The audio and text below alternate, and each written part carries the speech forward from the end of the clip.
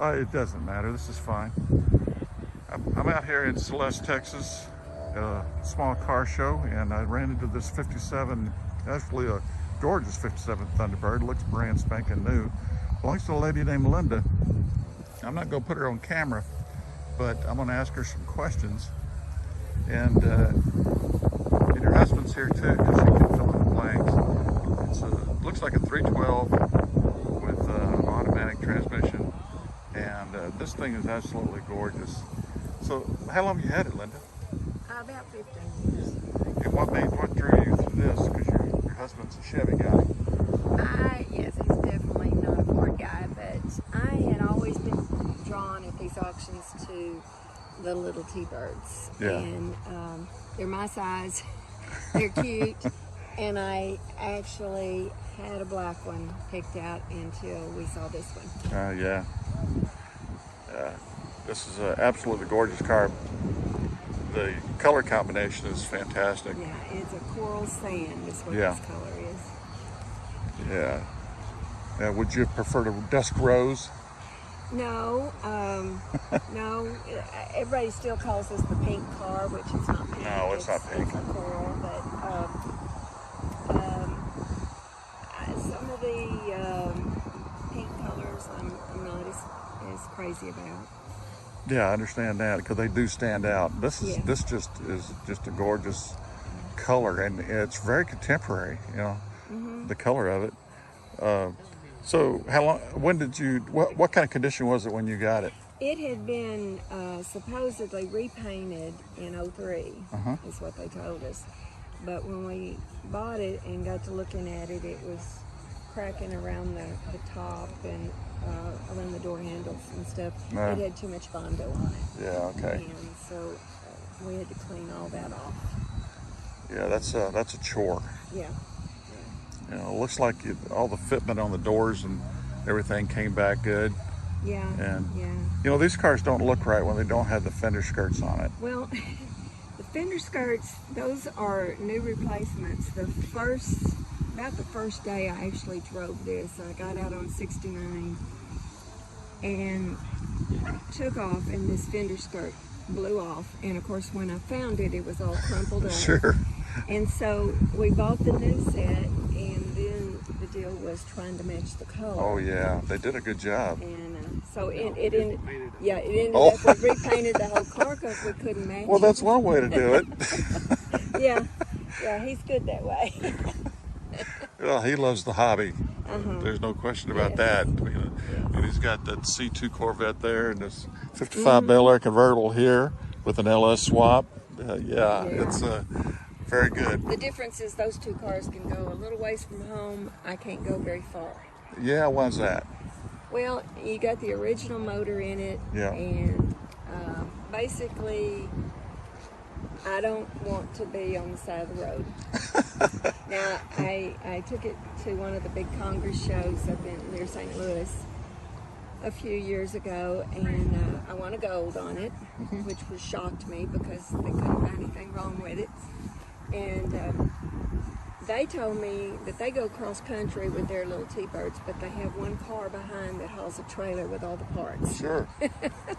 So that'd be the way to do I it. remember as a kid, we had a 57 Ford station wagon with that engine in it, and my dad loaded up the family, and we did a big circle on, we lived in Houston and went to Dallas and Fort Worth where his brother lived, and then went to Austin and San Antonio. You know, just kind of made the big loop there, and but he had recap tires on it. And one morning, got out of the motel, and all the tires had come loose. You know, Split. They didn't come off the car, but we got kind of stranded.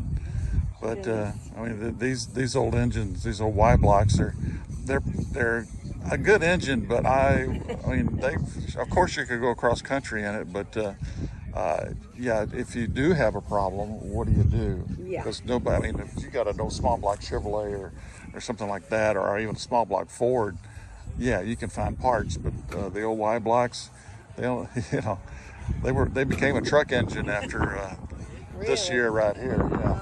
Oh. they put them in the trucks until the early 60s. But well, listen, Linda, if you don't mind, I'm just going to get some real good video of it, front, rear, interior, and then I'll be done with it if you're okay with that. Okay. You're welcome to open the doors if you like. Okay. One question I got, those are real Kelsey Hayes wires? Wow. That's a lot of work. When you go cleaning that, you got to have a small hand or a brush, and you really I'm sure sit that's down your and job, detail right? that. That's my job, yeah. Yeah, his won't go in between them and stuff. So. Yeah, I hear you. When I go buy wheels, I'll look at, what's the maintenance going to be like on it? Yeah, well, I still look for what looks really sharp on the car. Sure. Oh, this is perfect. Yeah. Absolutely perfect. You did very tasteful. Everything is tastefully done. Is this the original color on it? Yes. Awesome. And it was white interior as well?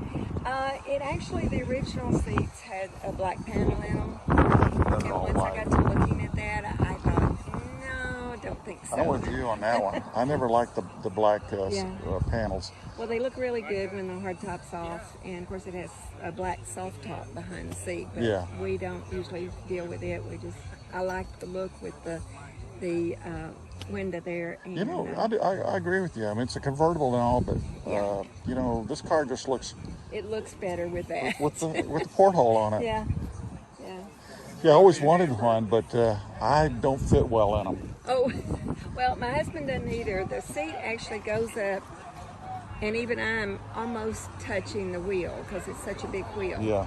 But it goes up to where I can actually see over it, and but he has a real difficult time. Yeah, that was me, but it was in my thighs, and I just didn't. It just was uncomfortable. Well, I'm gonna walk around this thing, like I said, and I can see you got. Is that a vintage air AC unit? Mm-hmm. Yeah, you can open. Okay.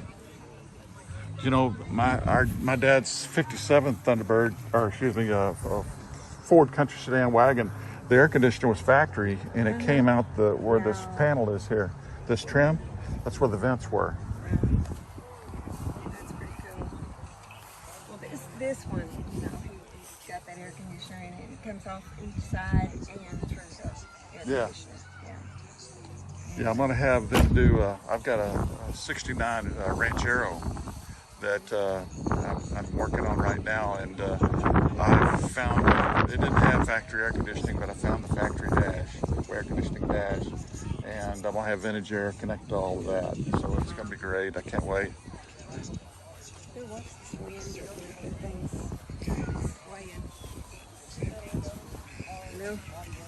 We have to watch the strong winds when it comes from that side. Yeah. Right there. Certainly.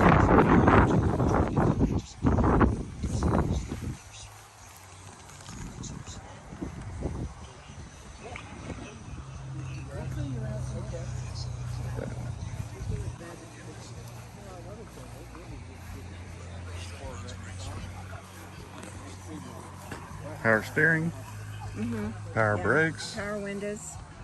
This is loaded out. I don't think they had anything else back then. Electric seats? Yes. Yeah, this is loaded out. Yes, that's really, it's been a sweetheart, and it's,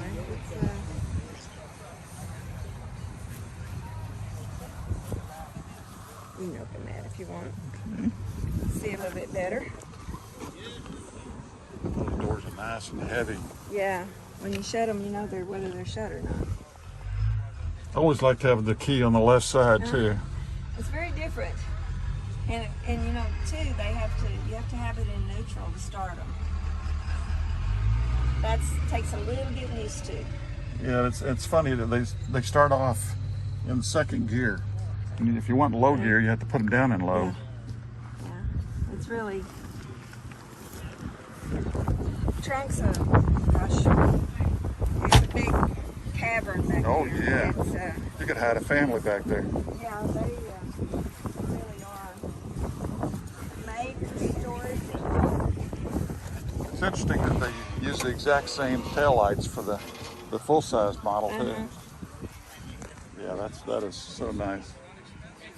And that's what they would originally be covered in. This is very, very nice. Thank you so much. That's the only thing that caught my eye when I came here. Oh. I don't even live anywhere close to here. I just came up to see what all was going to be out. Oh. And to hopefully get an interview. And I Glad you did. appreciate it very much. Sure, no problem.